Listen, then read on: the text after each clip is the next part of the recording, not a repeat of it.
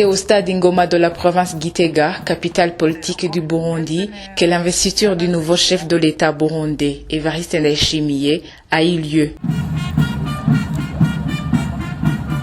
Des cérémonies qui se sont déroulées pour la première fois dans un stade et devant les Burundais ordinaires. Toutes les 18 provinces étaient représentées, chacune par plus de 300 personnes et portaient toutes des pagnes identiques. Les cérémonies ont débuté vers 11h30 avec l'arrivée du président élu au stade de Gitega. Plusieurs dignitaires étaient présents dans cet événement marquant pour le Burundi.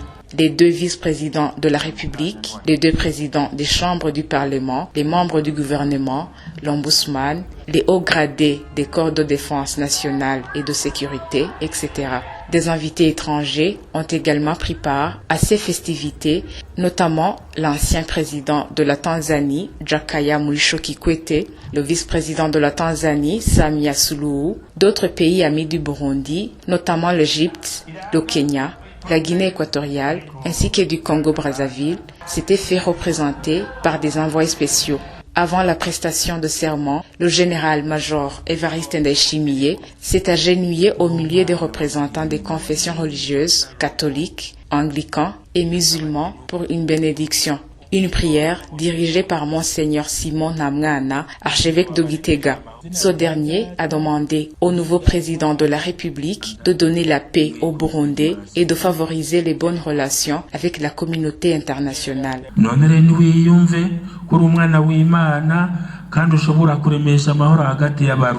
En costume Col Mao, Evariste Ndayishimiye a prêté serment vers 12h20. La main droite levée et la main gauche tenant les drapeaux nationaux et de l'unité nationale. Le nouveau président de la République a juré fidélité, notamment à la Constitution, à la charte de l'unité nationale devant le peuple burundais.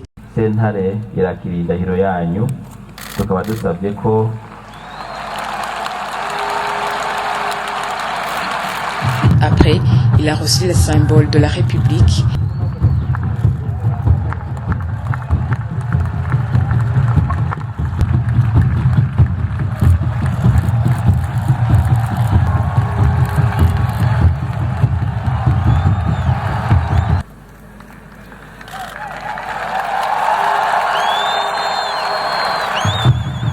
Et a passé les troupes en revue.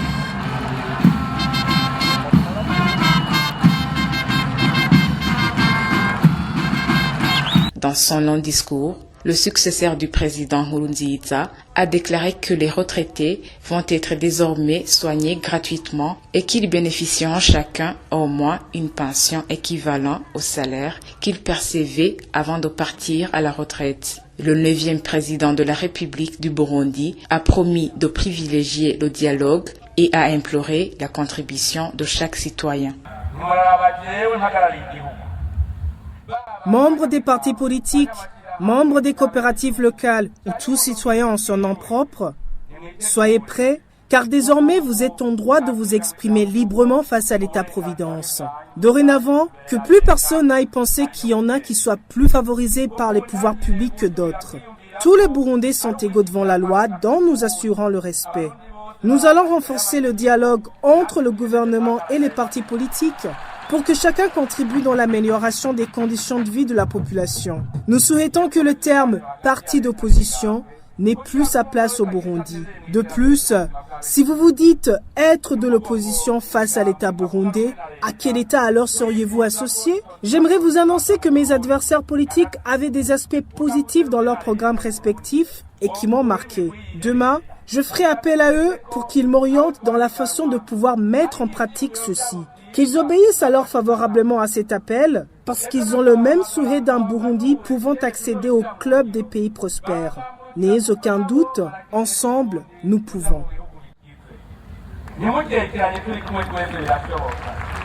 Une absence a été remarquée au stade Ngoma de Gitega. Il s'agit du celle de la veuve du président Pierre Nkurunziza, décédée le 8 juin suite à l'arrêt cardiaque, selon le communiqué du gouvernement. Signalons que tous les candidats à la présidentielle, excepté Agathon Rwasa du CNL, étaient présents dans les cérémonies de la prestation de serment de Evariste Ndayishimiye.